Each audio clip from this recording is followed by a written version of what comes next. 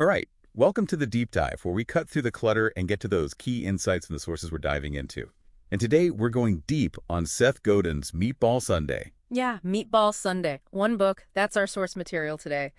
And listener, our mission here is to really understand what Godin is saying about marketing, in a world that has changed so much. Why is the old way of doing marketing not working as well anymore? What does it really take to thrive in this new environment? And we're going to do it without all the fancy jargon and buzzwords. All right, so let's start with that title, right? Meatball Sundae. That's a pretty striking image, but what's the real message behind it? Okay, so think of a product or a service that's kind of basic, ordinary, maybe even a little bit boring. That's the meatball. It's the kind of thing that used to be marketed effectively with those, big mass market campaigns like TV commercials. The ones we all grew up with. Yeah, the classic approach, right? You have a product that appeals to the average person, a big advertising budget, and boom, you're in business. Exactly. Now, the Sunday toppings, those are the new marketing tactics. We're talking websites, blogs, all the social medias, YouTube, all those shiny new tools and techniques that promise viral growth and all that. So the meatball is the old way, the toppings are all the new digital stuff. But what's wrong with putting those together? Sounds like a pretty good combination, right? Well, Godin argues that it creates this weird, messy mix that just doesn't work that well. If your core offering, your meatball, if it's not really compelling on its own, then just slapping on a blog or a Facebook page, that's not going to make a real difference. Right. It's like trying to dress up a bland dish with some fancy garnishes, but the core of it is still, well, bland. Yeah, exactly. You're not solving the fundamental problem. Okay, so where did these meatball businesses come from in the first place? Godin talks about these different eras in marketing, right? He does, yeah. So first you have what he calls before advertising. Back then you had mostly small local businesses, often making things by hand, custom stuff. Marketing wasn't a big deal because their reach was limited. Think of a blacksmith in a small town or the local general store. Their reputation in the community, that was their marketing. Yeah, it's all about those personal connections, word of mouth. Exactly. Then you have the during advertising era. That's when mass production came along, and you had these average products for the average person. Heavy advertising was key, especially on TV. This is where those companies like Safeway and Midas Muffler, even big nonprofits like the Red Cross, they thrived. They were built on reaching massive numbers of people. The age of the big TV commercial, right? One message to reach millions. Exactly. So then we get to the after advertising era, and that's where things get really interesting. Can those big companies from the during era just keep doing what they've always done? Right, because the world has changed a lot, hasn't it? It has. We've gone from a world of scarcity to a world of abundance. There's so much choice now. Truly innovative ideas, they have so much more power than before. It's not just about reaching the most people anymore, it's about reaching the right people. And those traditional gatekeepers, the big media outlets, they're losing your control. Yeah. So it's a totally different game. And that leads to what Godin says is the really crucial question. It's not just about adding the latest bells and whistles to your marketing, is it? No, not at all. The wrong question, he says, is how can we use all these new tools to support the way we're already doing things? The real question is, how do we become a kind of organization that thrives because of this new marketing? That means looking at everything you do, not just your marketing department. It's about evolving, not just adding a new coat of paint. Yeah. He uses this phrase, we make what we can sell. What does that really mean in this context? Well, he's saying that successful businesses have always figured out how to adapt to the way people are buying things. He gives this great example of the toy fair. The toy companies, they wouldn't just showcase their new toys, they'd show their TV commercials. The toys that got made were the ones with the most exciting commercials, the ones that really resonated with buyers. So they were already thinking about the marketing even before the toys were made. Exactly. It wasn't an afterthought. And he has all these other examples like LL Bean with their famous guarantee, or Sears with their huge catalog that sold everything. Microsoft focusing on those computer companies and resellers. It was all about adapting to the specific way they could reach customers. And that's what marketing really is. Spreading ideas, telling stories, creating things that people really want to buy. Okay, so if the way we reach people changes, then what we can sell and even what we make, that has to change too. And this brings us to the idea that those old marketing tactics, they just don't work as well anymore, do they? It's not just about doing the same things on new platforms. Yeah, think about it. Shouting about your bagels in a dorm, putting up billboards, radio ads, door-to-door salespeople, all those old methods, they've evolved. Some of them barely work at all anymore. And it seems like a lot of companies are struggling with this. They're trying to use these new tools, but the way their business works hasn't changed. Exactly, and that's where the disconnect is. Godin says the whole organization has to be set up to support the marketing, not the other way around. He has some great examples of companies that got this wrong, like that Reflect line from Procter & Gamble, those customizable cosmetics. What happened there? So Reflect, it was all about offering customers all these different options, tons of combinations of lotions and creams. And while personalized products sound great, it just didn't fit with how P&G was set up. They were all about mass production, mass marketing. It was too complex, too niche for a company built to reach everyone. It was like trying to force a square peg into a round hole. What about Ralph Lauren and their initial experience with outlet malls? That seemed like another mismatch. Yeah, so their whole brand was built on high-end retail, luxury products, beautiful stores, expert salespeople. And outlet malls, well, they're all about high volume, lower prices. It just wasn't a good fit. So the meatball didn't really work with the topping. Exactly. But Godin points out that Ralph Lauren, they eventually figured it out. They started opening stores in outlet malls that were actually designed for that environment. So they adapted. Yeah. Now, he talks a lot about this idea of building a new foundation for marketing. It's not just about what's at the top anymore, is it? No, definitely not. He has this image of a foundation at the bottom. That's where your real advantage lies. It could be your manufacturing, your technology, your research, whatever makes you unique. And on top of that, you have your distribution and then your marketing and sales. But the old way of thinking was all about that top layer, the flashy marketing. But now you're saying it's got to start with the foundation. Exactly. The whole business has to be aligned with the way marketing works now. He gives these examples, like this artist selling her work on Etsy or Audible, leveraging the internet to sell audiobooks. They're all built on a different kind of foundation. Okay, so your core value, the way your business operates, it has to be in sync with the new possibilities of marketing. He talks about how a traditional nonprofit might approach things versus what's needed now. What's the difference? So traditionally, a nonprofit might focus on getting as many email addresses as possible and then just blasting out mass appeals for donations. But in the new marketing world, it's about building real relationships, offering real value, creating a community. It's not just about shouting louder. It's about actually connecting with people. Correct. And he's pretty clear that you have to go all in on this, right?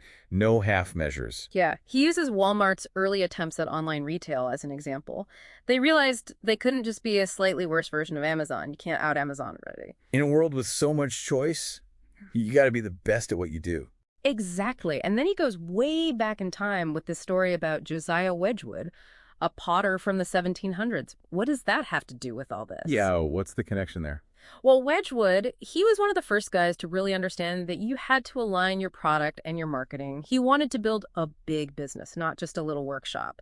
So he focused on the wealthy, he invested in marketing, he even sent free samples to important people. But the really important part is that he completely changed how he made pottery. He built factories, he streamlined his production, he trained his workers. So his marketing vision forced him to innovate, to change his entire business. Exactly. And it worked. Then he talks about more modern examples, a hedge fund, a translation firm, musicians on YouTube. What do they all have in common? Yeah, those seem pretty different. They are, but they're all using their strengths in ways that work in this new environment. The hedge fund doesn't need a fancy address on Wall Street anymore. The translation firm can work with clients all over the world. Musicians can reach their fans directly. Okay, so it's about adapting to the new possibilities.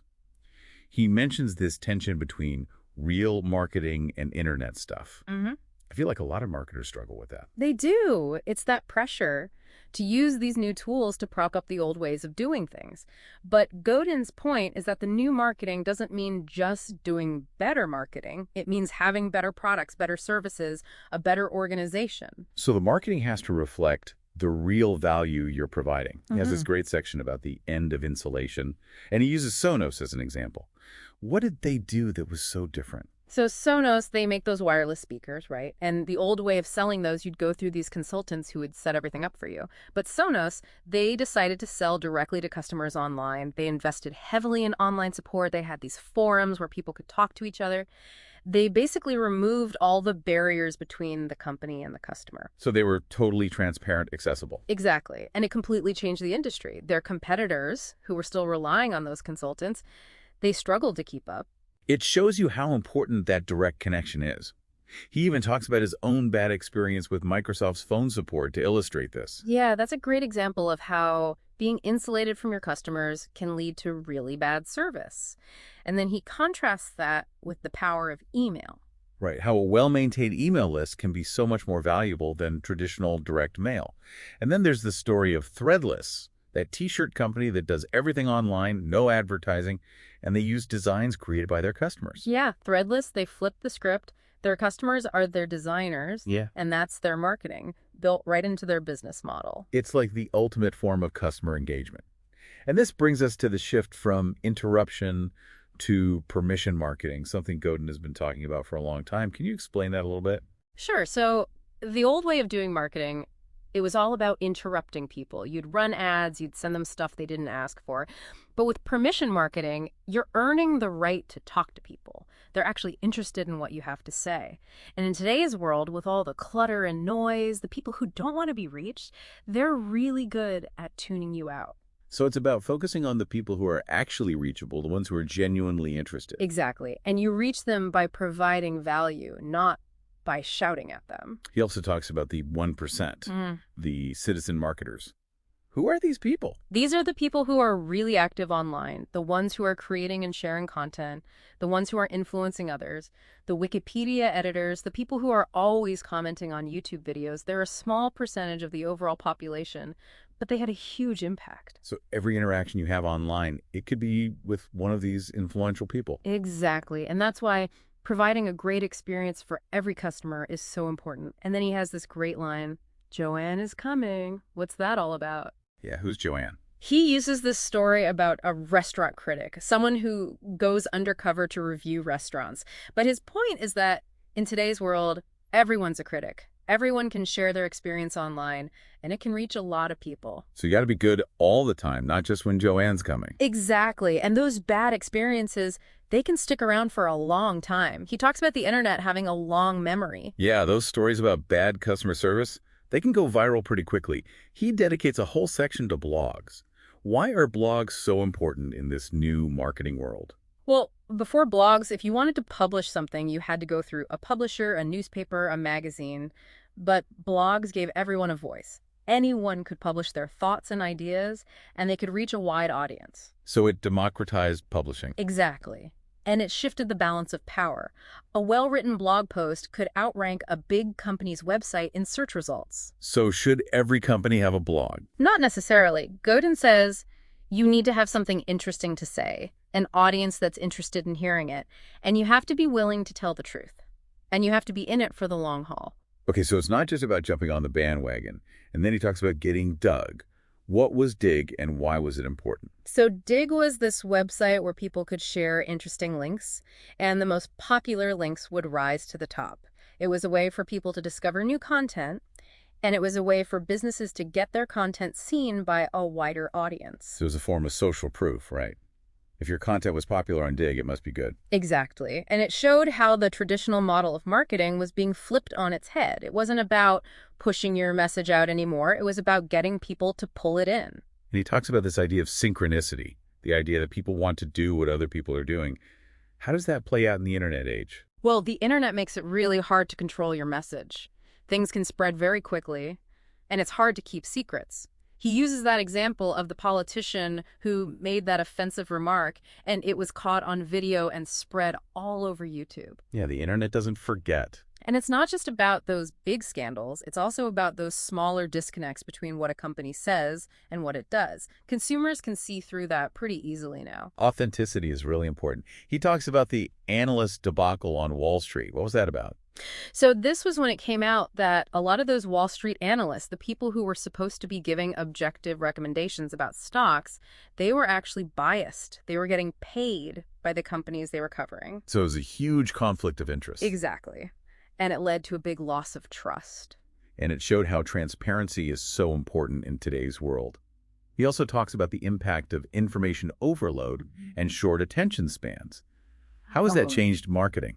Well, it means that the old way of marketing, just blasting out your message to as many people as possible, it doesn't work as well anymore. People are overwhelmed with information, they're constantly being interrupted, they have short attention spans. So you have to be more creative, more targeted. Exactly. And he talks about how it's easier than ever to start a business, to outsource work. What does that mean for companies? Yeah, it seems like the barriers to entry are lower than ever. They are, and that means more competition. But it also means that companies can focus on what they're really good at. They can outsource the rest. But they have to be careful, right? You don't want to outsource the things that make you unique. Exactly. And then he talks about how Google has diced everything. What does that mean? I'm not sure I follow. So think about it. In the old days, you might buy a whole music system, even if you only really used the CD player. But now, with Google, you can just search for what you need, the specific component, and you can find it. You don't need the whole system anymore. So it's like unbundling everything. Exactly. And that's happening in all sorts of industries. It's making it harder for companies that rely on selling those big bundles. And it's creating opportunities for new companies that specialize in those individual components. Exactly. And then there's the explosion of communication channels. We have so many ways to reach people now, but it's also more chaotic than ever. Yeah, it's hard to keep up. But it also creates amazing opportunities like that Blend Tech video, Will It Blend? They put all these crazy things in a blender and it went viral. And it costs them almost nothing to make. Exactly. And then you have platforms like eBay, which have completely democratized commerce. Anyone can sell anything online now. It's really leveled the playing field. He spends a lot of time talking about the shifts in scarcity and abundance. What used to be scarce is now plentiful, and vice versa. How do companies adapt to that? Well, in the past, companies could make a lot of money by controlling access to things that were scarce, like information or distribution. But now, those things are often abundant. The new scarcity is things like attention, trust, and skilled workers. So companies need to figure out how to provide those things. Exactly. And he gives examples like service businesses that save people time, media companies that earn attention through permission, companies that are building trust, schools that are training workers for the new economy. Okay, so it's about finding those new sources of value. And even with all these changes, he says that the big idea still matters. Absolutely. A great idea, a truly innovative product that can still cut through all the noise. And it's not just about reaching as many people as possible anymore. It's about reaching the right people. Exactly. He talks about the panning for gold analogy. It's not about processing tons of dirt. It's about having a better pan that can separate the gold from the rest. So it's about being more targeted, more focused. Exactly. And he talks about how those traditional gatekeepers, the big media companies, they're losing their power. And new gatekeepers are emerging, right? Like bloggers and social media influencers. Exactly. And the way you work with them is different. It's not about demanding attention. It's about earning it. Okay, so you have to provide value, you have to be authentic. The book is full of these case studies, companies that have succeeded and companies that have failed. What are some of the key lessons we can learn from those? Well, there's the power of building a strong community, the importance of adapting to the new landscape, the potential of niche markets, the critical role of network effects, the value of transparency, and the power of user-generated content. So it's about being adaptable, being authentic, being customer-centric. As we wrap up, what's the big takeaway from Meatball Sundae? It's more than just a marketing book, isn't it? Yeah, it's really a book about how the world is changing and how businesses need to change with it. The most successful companies today, they're not just organizations, they're movements. And they're powered by those big ideas, those things that truly resonate with people. Exactly. And the challenge for a lot of big companies is that they're still stuck in the Meatball Sunday mindset. They're trying to do the old things in new ways, but it's not working. So the key is to be willing to completely rethink how you do business, to let go of the old ways and embrace the new. Exactly. So for you, listener, the question is, what are the meatballs in your world? Are you just adding new toppings, or are you really thinking about how to create something new, something that truly matters? What kind of movement could you inspire? We hope this deep dive has given you some food for thought. Definitely some food for thought. And that's the deep dive for today. Thanks for listening. Thanks for having me.